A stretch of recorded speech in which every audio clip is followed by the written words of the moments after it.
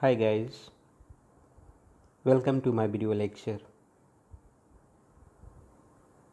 In this video lecture, I am going to talk on ADT, that is called abstract data type. Dear friends, I am preparing this video lecture based on SBT syllabus for diploma course. So, my topic today to discuss abstract data type. In short, we can call ADT. So, first of all, we try to know what do we mean by abstract data type. So, abstract data type is a mathematical model. It is a mathematical model for data types where a data type is defined by its behavior. So, ADT is a mathematical model for data types where a data type is defined by its behavior.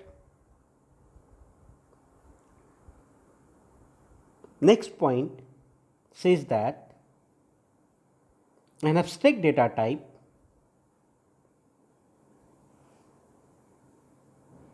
is basically a logical description or a specification of components of the data and the operations that are allowed, which is independent of the implementation. So dear friends, here 2 points I want to be covered in definition of abstract data type. The first point says that abstract data type is a mathematical model for data types where a data type is defined by its behavior. And the second point says that an abstract data type is basically a logical description or a specification of components of the data and the operation that are allowed, which is independent of the implementation.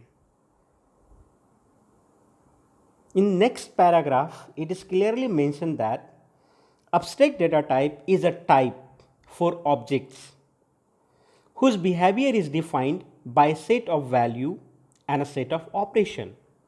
So abstract data type is a type for objects whose behavior is defined by a set of value and a set of operation.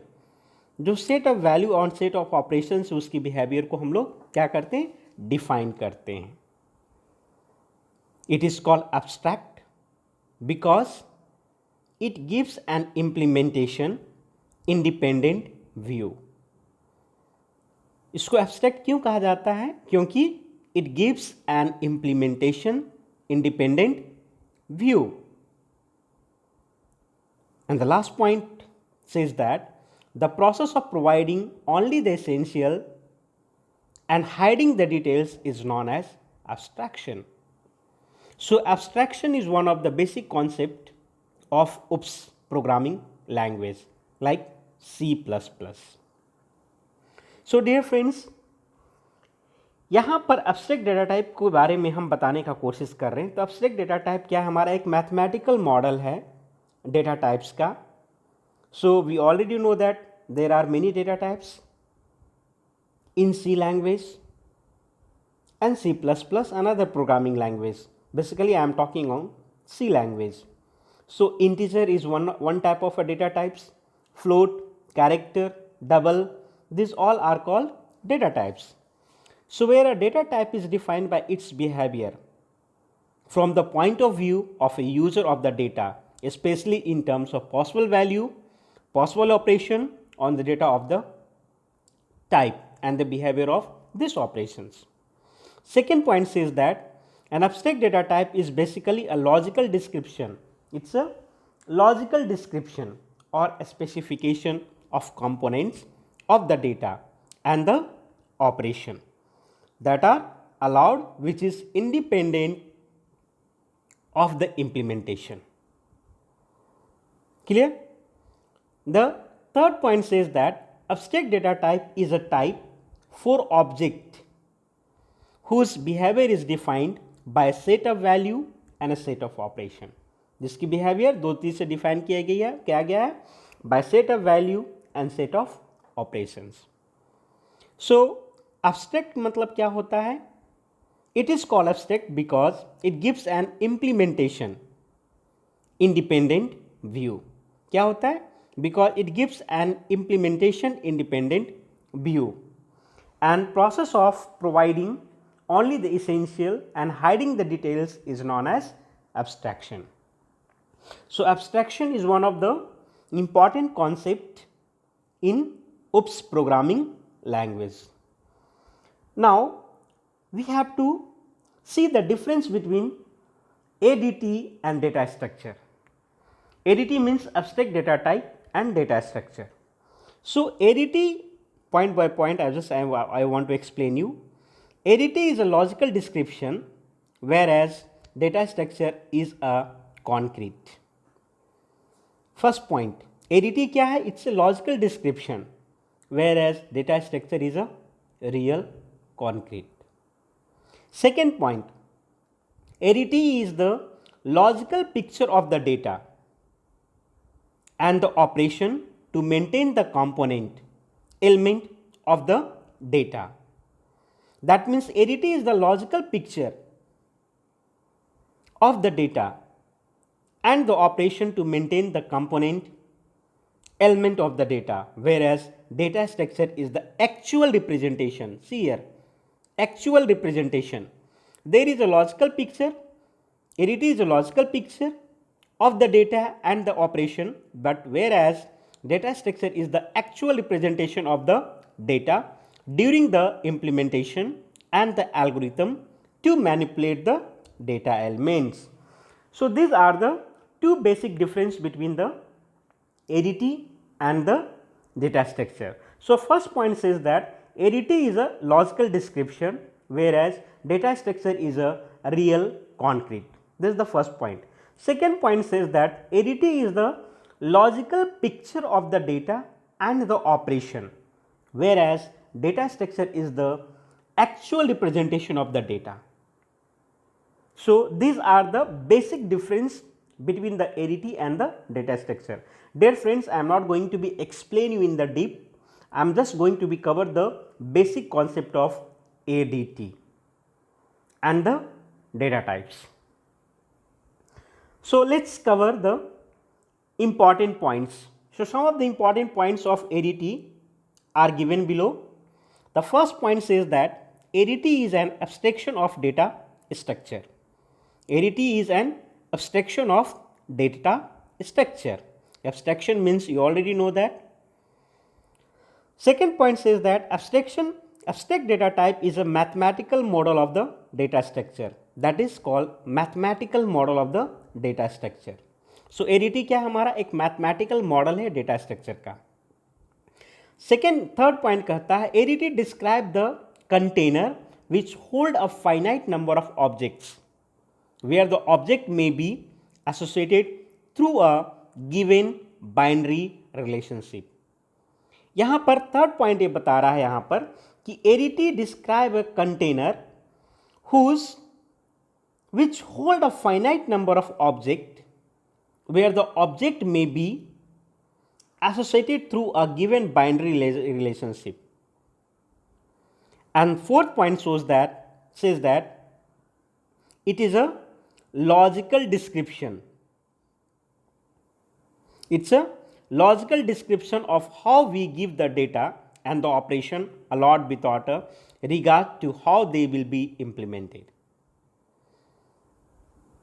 And second last point says that ADT concerned only with what the data is representing, not with how it is eventually be constructed.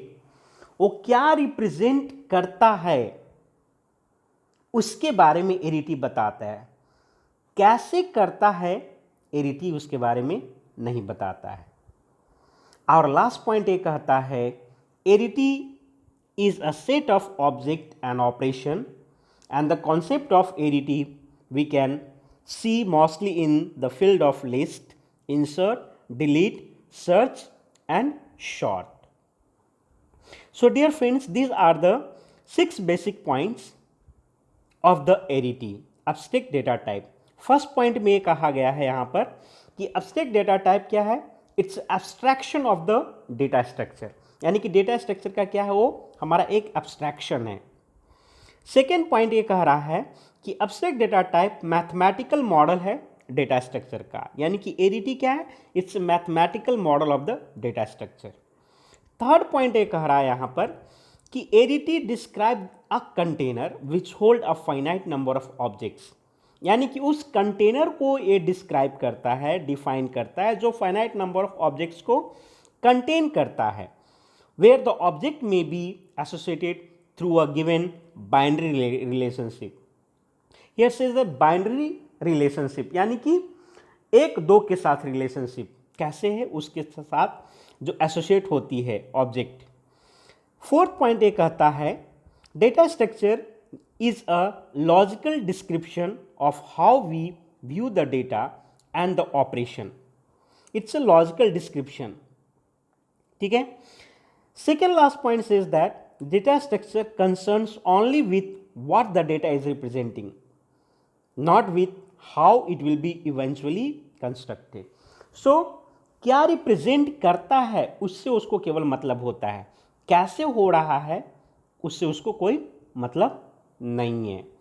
And the last point says that it is a set of object and operation.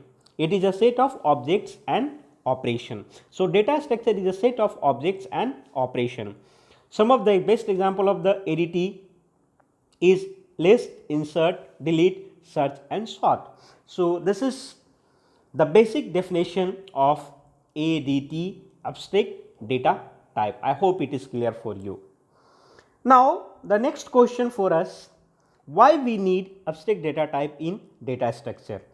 हमें data structure में abstract data type की क्यों जरूरत पड़ गई? So the answer for this question is to maintain the complexity of problem, and problem solving process. दो चीज को यहां पर कवर किया गया. To maintain or to manage the complexity of a problem and problem solving process. Abstraction are used to allow the user to focus on the big picture without getting lost in the details.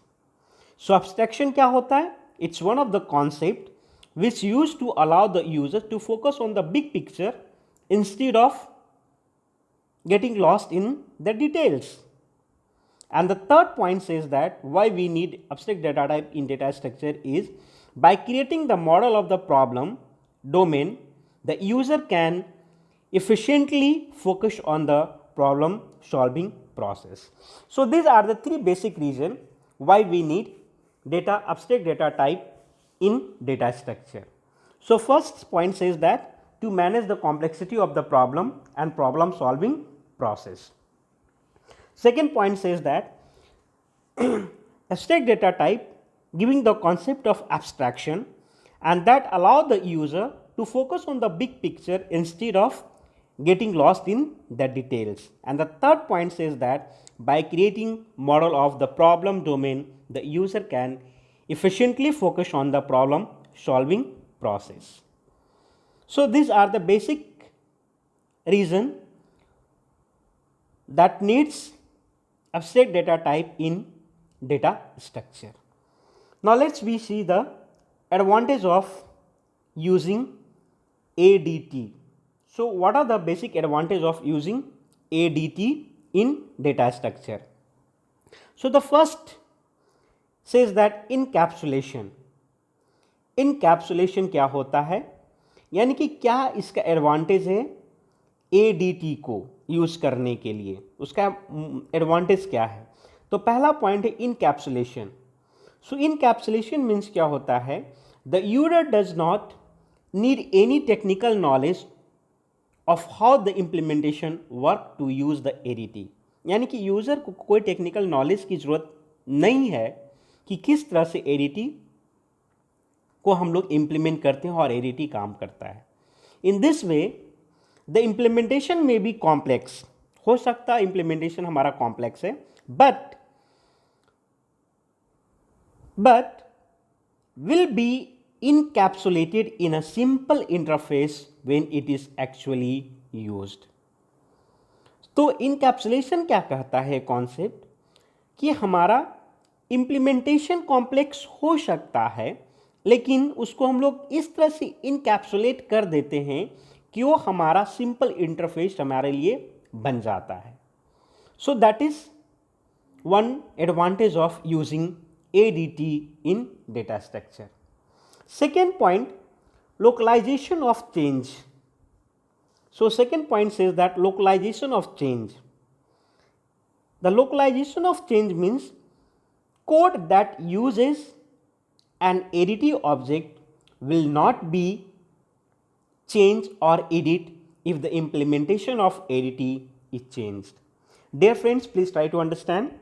Localization of change means the code that use an ADT object will not be changed and need not to be edited if the implementation of ADT is changed। अगर ADT की implementation को हम change करते हैं तभी भी हमारा जो कोड हम ADT object का बना है उसको हमें change करने की कोई ज़रूरत नहीं है। Since any changes to the implementation must be, से कह रहा है यहाँ पर, since any changes to the implementation must still comply with the properties and ability specified in the ADT definition।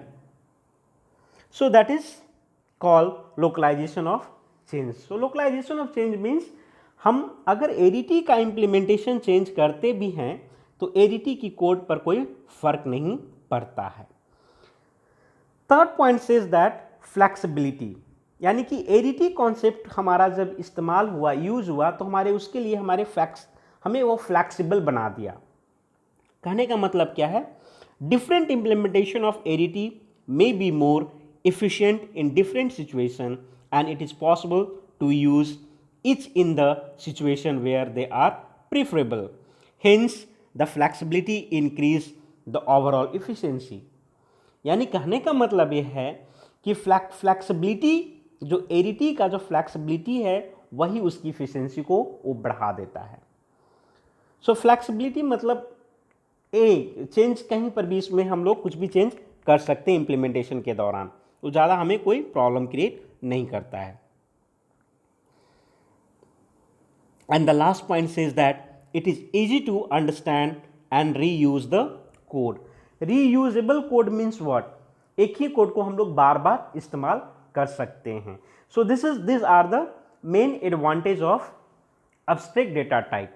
So first point I cover encapsulation, second point I cover localization of change, and the third point I cover flexibility, and the last point I cover it's easy to understand and reusable code। So these are the 4 basic points of the abstract data type, and these 4 are called advantage of the abstract data type। अब हम लोग देखेंगे next. सो इस point को हम लोग ध्यान से समझ लेंगे, नोट में जो हमने लिखा है आपके लिए। The process of providing only the essential and hiding the details are known as abstraction. So dear friends, as already told you, abstraction is one of the basic concept in OOPS programming language, and abstraction says that it's a process of providing only the essential and hiding other details are known as abstraction।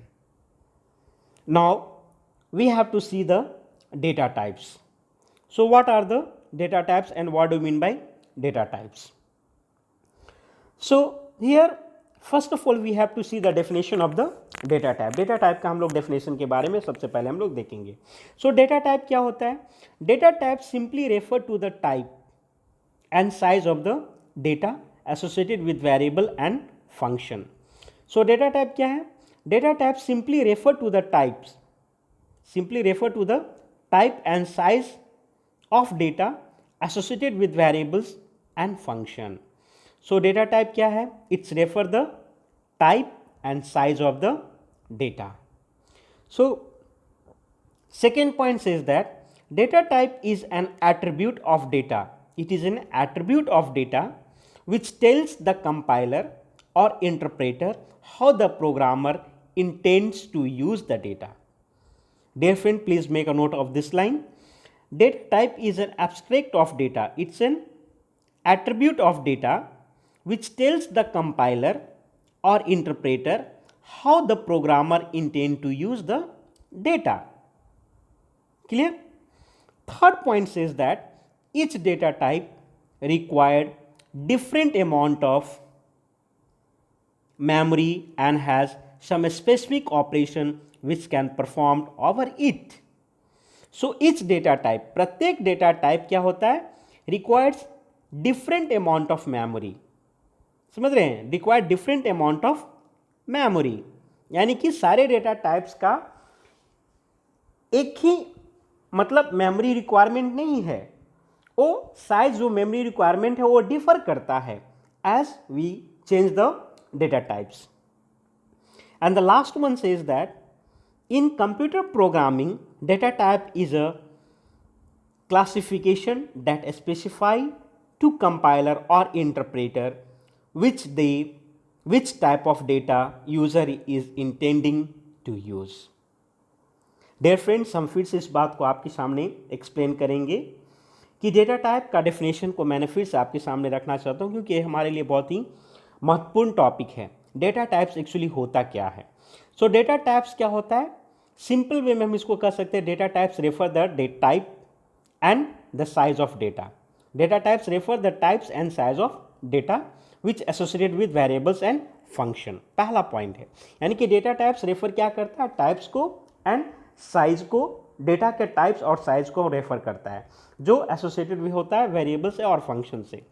Second point कह रहा है कि data type is an attributes of data, यानी कि data type क्या है? It's attribute of data which tell the compilers and interpreter how the programmer intend to use the data. यानी कि डेटा टाइप क्या है? It's attribute of data. Data का वो एक एट्रीब्यूट है जो कंपाइलर और इंटरप्रेटर को बताता है कि किस तरह से प्रोग्रामर इसको यूज करता है. थर्ड पॉइंट सेज दैट इस data types requires different amount of memory and has some specific operation which can be performed over it. Third point ये कहता है कि प्रत्येक डेटा टाइप मेमोरी को रिक्वायर करता है और उसकी साइज अलग अलग होती है और वो अपने स्पेसिफिक ऑपरेशन को परफॉर्म करता है. And the last point says that in computer programming data types are classified into two basic category. So what are the data types? We have two data types. First one is called fundamental and second one is called derived. So we have to see these two types of data types one by one. Now fundamental data types. What do you mean by fundamental data types? The word itself says that fundamental, that means base.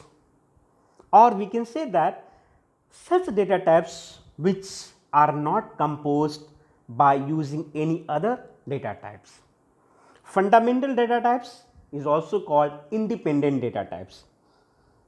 In C or C++ or any other programming language, some data types are fundamental in nature. That means the data types which are independent. Or we can say that in another way, the fundamental data types are those data types which are not composed of other data types. Clear? So fundamental data types क्या होता है? वो ऐसा data types होता है जो किसी दूसरे की मदद से उसको हम लोग नहीं बनाते हैं, वो खुद में अपने आप में क्या होता है? इंडिपेंडेंट होता है. ठीक है ना? जैसे यहाँ पर हमने एक लास्ट लाइन को आपके लिए हमने यहाँ पर हाईलाइट कर रहे हैं, लास्ट लाइन को आपके लिए लिखे हैं कि which those that are not compose of other data types, जो अदर डेटा टाइप से उसको कंपोज नहीं किया गया है. Some of the basic example of the fundamental data types are given here. Integer data type यानी int. So int that is the number, actual number. Example is 10. So 1 2 3 4 5 all becomes like a integer number. Character, second point is character. So character like A, B, C, D, it's a single character, and character should be put in code like H. Then we have to put in code like this. So this is the character. In other word suppose example character के अगर हम definition देना चाहेंगे, आपको बताना चाहेंगे, तो ए मेरा कैरेक्टर है जी, तो इसको हम लोग ऐसे कोट में रखते हैं. ठीक है. Float is also other independent data type, and the example of the float is 10.1. Here I have integer में हमने बताया एग्जाम्पल 10 है, लेकिन फ्लोट में हमारा क्या हो गया 10.1 हो गया. डबल में फिर हमारा क्या हो जाता है 10.01. Dear friends, please make a note here, it's a slight difference between float and double float. Integer मतलब तो आप समझ रहे होंगे, इंटीजर हमारा एक डेटा टाइप है जो फंडामेंटल डेटा टाइप कहलाता है, जो हमारा एक्चुअल प्योर नंबर होता है हमारा. ठीक है. कैरेक्टर क्या हो गया, इट्स अ सिंगल अल्फाबेट. ठीक है, जो हम लोग एक कोट में रखते हैं. फ्लोट मतलब क्या हो गया कि एक डेसिमल पॉइंट को हम लोग कंसिडर करते हैं. समझ रहे हैं, यानी कि पॉइंट के बाद हम लोग एक नंबर को हम लोग कंसिडर करते हैं. जैसे 10.1 यानी कि 1 हम लोग कंसिडर किए. लेकिन डबल फ्लोट में हमारा क्या हो जाता है, for double precision floating point number. Double precision floating point number, यार ये पॉइंट को समझना है. डबल प्रिसिशन यानी कि पॉइंट के बाद 2 नंबर को हम लोग को कंसिडर करना है. And the last one is void data type. So हम लोग बोलते हैं ना वॉइड डेटा टाइप यानी integer, empty, non returning function. So these are the 5 fundamental data types which we are using in C और C++. So fundamental data types क्या होता है, एक ऐसा डेटा टाइप जो अपने आप में इंडिपेंडेंट इन नेचर होता है. सेकेंड पॉइंट ये हम कह सकते हैं कि fundamental data types are those data types which are not composed by any other data types. Some of the basic example of the fundamental data types are integer, character, float, double float, void type data type. I think it's clear for you. Now let's see the programming language of fundamental data types. So the main function is started. This is called library function. Include studio.h, that is called standard input output. Then main function is started int. Now the integer value I have defined here. Dear friends, just please give attention here. I define the integer value. So integer value, if you want to define, then you have to give int a equal to 2. सही है. हमने फिर float value को हमने लिखा. Float value, float हमारा क्या data type है, यहाँ पर इंट क्या हमारा डेटा टाइप है. ए हमारा क्या एक वेरिएबल हमने लिया जिसकी वैल्यू 2 है. उसी तरह से फ्लोट हमने लिया, फ्लोट हमारा क्या डेटा टाइप है. बी हमारा क्या एक वेरिएबल है जिसकी वैल्यू हमने क्या लिखा है 2.0 लिखा. डबल फ्लोट का हमारा क्या है, ए भी हमारा डबल क्या है हमारा एक डेटा टाइप है. एक सी हमने एक वेरिएबल को लिया है जिसकी वैल्यू हमने लिखा 2.0003. फिर हमारा कैरेक्टर का CHAR कैर जो होता है हमारा वो डेटा टाइप है, जिस हमने एक वेरिएबल को लिया D, जो हमने उसकी वैल्यू हमने D के साथ असाइन किया है. अब हम ये चारों चीज़ को हम यहाँ पर आपके सामने प्रिंट करके दिखाना चाहते हैं. सो ये हमारा C का प्रोग्रामिंग सिंपल प्रोग्रामिंग है जो हमने C में लिखा है, क्योंकि हमारा एज पर the syllabus we have to study data structure using C, इसलिए हमने C का यहाँ पर प्रोग्राम आपको करके दिखाने का कोशिश किया है. ठीक है. तो जब हम इसको प्रिंट आउट करेंगे तो हमें यही निकलेगा. इंटीजर में हमने क्या लिया है, आपके सामने हमने क्या लिया, इंटीजर हमारा ए का मान क्या है 2 है, तो हमारा 2 आ गया इंटीजर वैल्यू। फ्लोट में हमने क्या लिया 2.0 लिया, इसलिए हमारा 2.0000 हमारा चला।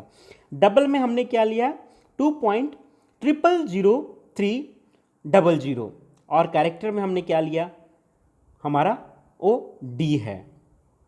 ठीक है, तो हमारा जब ये जो हमने इस प्रोग्राम को जब हम प्रिंट कर रहे हैं तो हम आपको इस प्रोग्राम से ये दिखाने का हम कोशिश करना चाह रहे हैं आपको कि इंटीजर हमारा कौन सी वैल्यू कहलाता है, इंटीजर हमारा क्या होता है, फ्लोट, डबल और कैरेक्टर किस तरह से हमारा वैल्यू को हम लोग उसमें क्या मतलब एक्चुअली होता है। इंटीजर मतलब प्योर नंबर जैसे हमने बताया, फ्लोट मतलब यानी पॉइंट के बाद एक नंबर को हम लोग कंसिडर करते हैं, डबल मतलब पॉइंट के बाद 2 नंबर को हम लोग कंसिडर करते हैं, कैरेक्टर मतलब हम लोग अल्फ़ाबेट को हम लोग कोट्स में कंसिडर करते हैं। तो इसी के एग्जाम्पल के थ्रू हमने आपके सामने ये दिखाने का कोशिश किया है। अब हमारे पास है derive data type. Derive data type क्या होता है उसके बारे में हम लोग समझ लेंगे।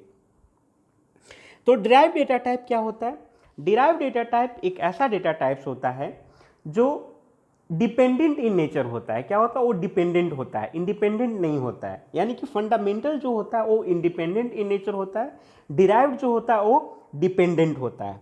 किस पर डिपेंड करता है, तो फंडामेंटल पर डिपेंड करता है। ठीक है, यानी कि derived data type are those data types which are composed by using the fundamental data types. समझ रहे हैं, तो इस बात को बस समझना है कि डिराइव्ड जो होती है वो कहीं से डिराइव्ड किया गया है, नाम से ही आपको पता चल रहा है उसको डिराइव किया गया। फंडामेंटल को हम लोग दूसरे नाम से हम लोग बोलते हैं बेस डेटा टाइप हम लोग बोलते हैं, और डिराइव को हम लोग डिराइव मतलब कहीं से डिराइव किया गया। तो कहाँ से हम लोग डिराइव करेंगे, तो फंडामेंटल से ही ऑब्वियसली हम लोग उसको डिराइव करेंगे। तो ये हमारा डिराइव डेटा टाइप होता है। तो ये जैसे हमने इसका डेफिनेशन भी यहाँ पर हम आपके सामने लिखे हैं, this data types are defined by user itself. यानी कि ये डेटा टाइप को यूजर खुद ही डिफाइन करता है, यानी कि ये फंडामेंटल नहीं है, उसको यूजर खुद ही डिफाइन करता है। Like defining a class in C++ और अ स्ट्रक्चर। जिस तरह से हम लोग एग्जाम्पल सी प्रोग्रामिंग में हम लोग देखते हैं क्लास को क्या करते हैं, डिफाइन करते हैं, यूजर डिफाइन होती है। तो उसी तरह से हम लोग इसमें डिराइव डेटा टाइप में हम लोग सी प्रोग्रामिंग में प्रोग्रामर खुद ही उसको क्या करता है, डिफाइन करता है। From the fundamental types other types can be derived by using declaration operators. तो यहाँ पर कहा जा रहा है कि फंडामेंटल डेटा टाइप्स के से, प्लीज समझिएगा इस चीज को, कि फंडामेंटल डेटा टाइप्स की मदद से हम लोग क्या करते हैं, डिराइव डेटा टाइप को हम लोग उत्पन्न करते हैं। From the fundamental types other types can be derived. क्या लिखा, other types can be derived bye using the declaration operator. यानी डिक्लेरेशन ऑपरेटर की मदद से हम लोग डिराइव डेटा टाइप को हम लोग प्राप्त करते हैं। वो कहाँ से, फंडामेंटल डेटा टाइप्स से। ठीक है, so some of the important derive data types are arrays, structure, union, pointer and many मोर।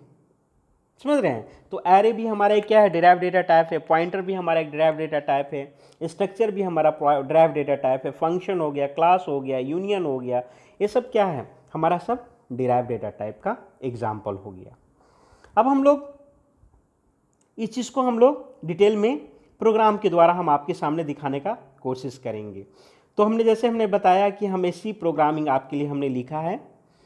तो इस सी प्रोग्रामिंग में हम आपको पॉइंटर का हमने एक एग्जाम्पल आपके सामने हम रखना चाहते हैं।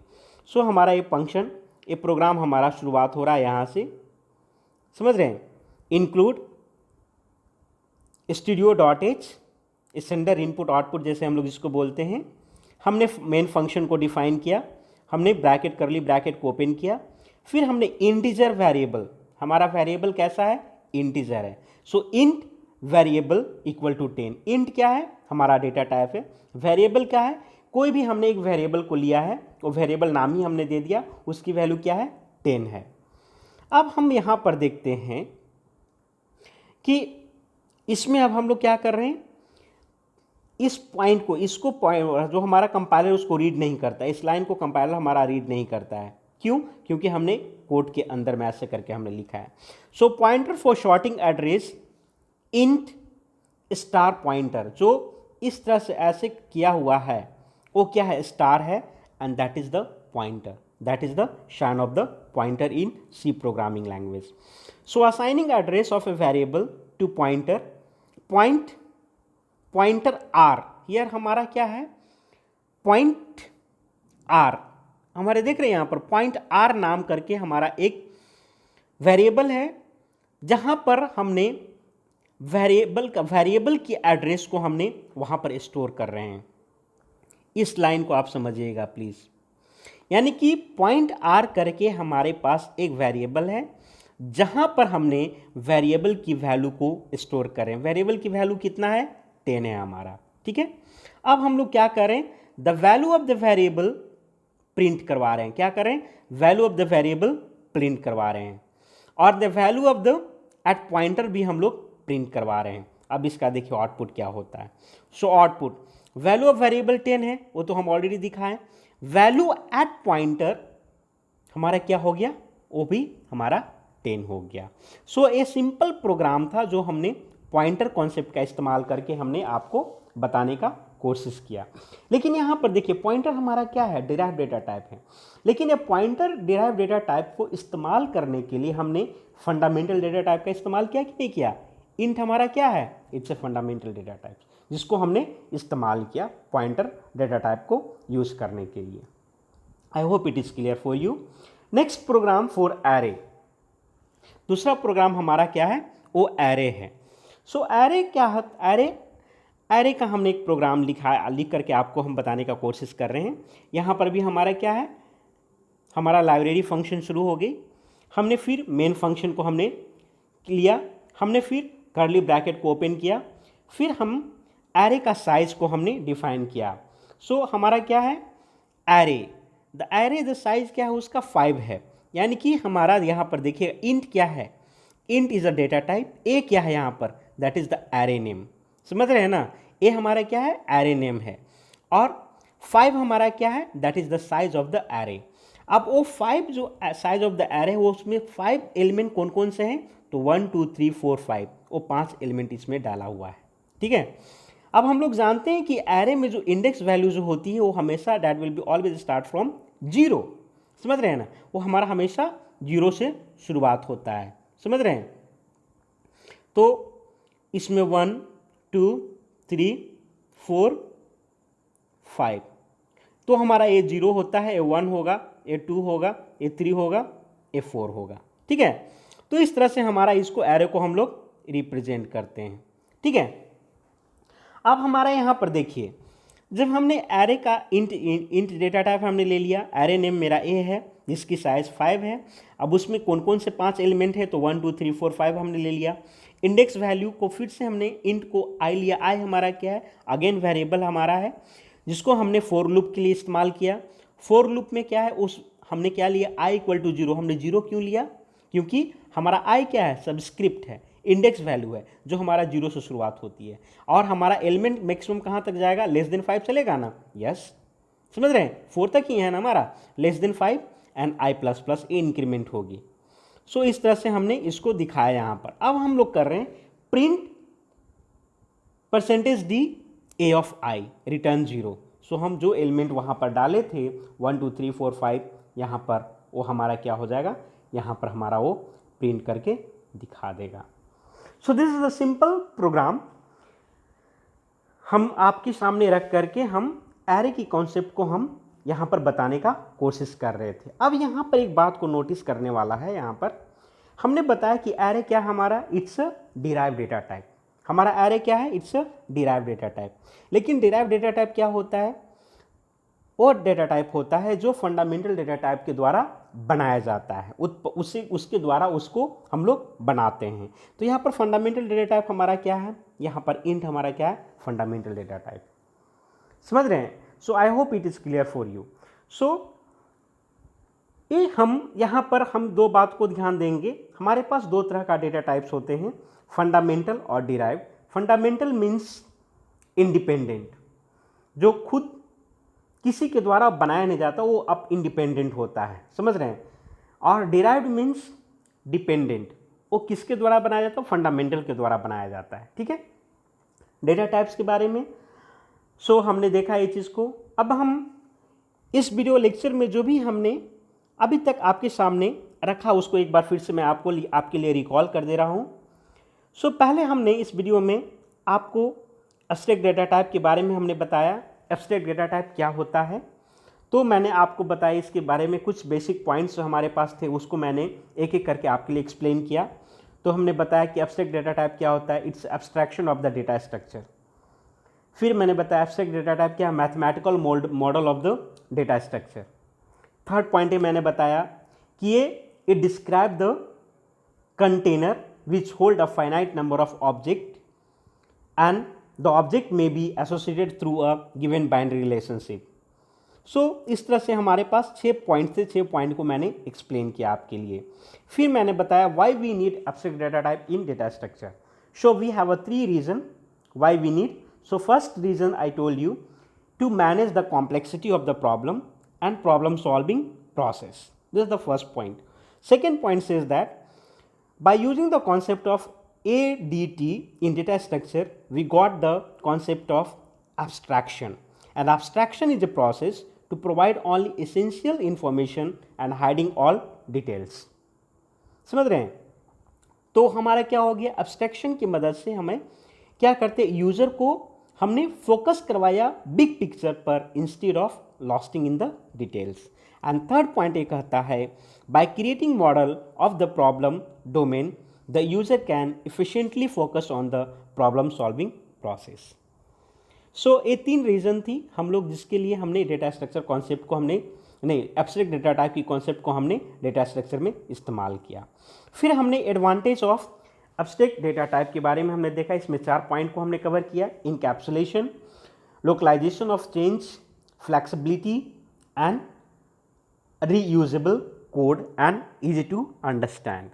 सो ये 4 हमारा एडवांटेज है वो डेटा एब्स्ट्रैक्ट डेटा टाइप का। फिर हमने देखा डेटा टाइप्स क्या होते हैं, उसके लिए मैंने 4 पॉइंट्स को आपके सामने रखा कि एब्स्ट्रैक्ट डेटा टाइप्स क्या होता है। It's data types directly refer to the type and size of the data. Second point मैंने ये बताया data types is an attributes of data, समझ रहे हैं। थर्ड पॉइंट ये मैंने बताया कि इस data type requires different amount of memory. And last हमने बताया कि data type are classified into 2 broad category called fundamental data types and derived data types. So fundamental data type को मेरे बारे में बताया कि फंडामेंटल डेटा टाइप क्या होता है। तो फंडामेंटल डेटा टाइप जो हमारा एक ऐसा डेटा टाइप जो होता है जो इंडिपेंडेंट इन नेचर होता है, जो जिसको बनाने के लिए, कंपोज करने के लिए किसी की मदद की ज़रूरत नहीं पड़ती है। जो हमने यहाँ पर 5 को हमने देखा। यहाँ पर इंटीजर डेटा टाइप हमारा फंडामेंटल है, कैरेक्टर हमारा फंडामेंटल है, फ्लॉट हमारा फंडामेंटल डेटा टाइप है, डबल फ्लॉट हमारा फंडामेंटल डेटा टाइप है, बॉयड डेटा टाइप भी हमारा एक फंडामेंटल डेटा टाइप है। फिर हमने लास्ट में एक प्रोग्राम के थ्रू हमने एक्सप्लेन करने का कोशिश किया है, आपको बताया। एंड डिराइव्ड डेटा टाइप क्या होता है वो मैंने आपके सामने रखा। डिराइव्ड डेटा टाइप क्या होता है, मैंने बताया कि ये ऐसा डेटा टाइप होता है जो फंडामेंटल डेटा टाइप पर डिपेंड होती है। यानी कि डिराइव्ड डेटा टाइप को पाने के लिए हमें फंडामेंटल डेटा टाइप का इस्तेमाल करना पड़ता है, बस इतना समझना है। अब डिराइव्ड डेटा टाइप बहुत तरह के होते हैं। कौन कौन से होते हैं टाइप्स, वो एरे मैंने बताया, function, pointer, reference, structure, union. So ये हमारा क्या है, सब डिराइव्ड डेटा टाइप है। मैंने दो प्रोग्राम के द्वारा मैंने आपको कॉन्सेप्ट बताने का कोशिश किया। पॉइंटर का मैंने एग्जाम्पल लेकर के बताया आपके लिए, और एरे का एग्जाम्पल लेकर मैंने आपके सामने बताया है। आई hope it is clear for you. मैं आशा करता हूँ कि ये वीडियो आपकी जो भी कन्फ्यूज़न होगी वो इस वीडियो के द्वारा आपको वो क्लियर हो पाया होगा। और मैं फिर अगले वीडियो में आपसे मुलाकात करूँगा। Thank you.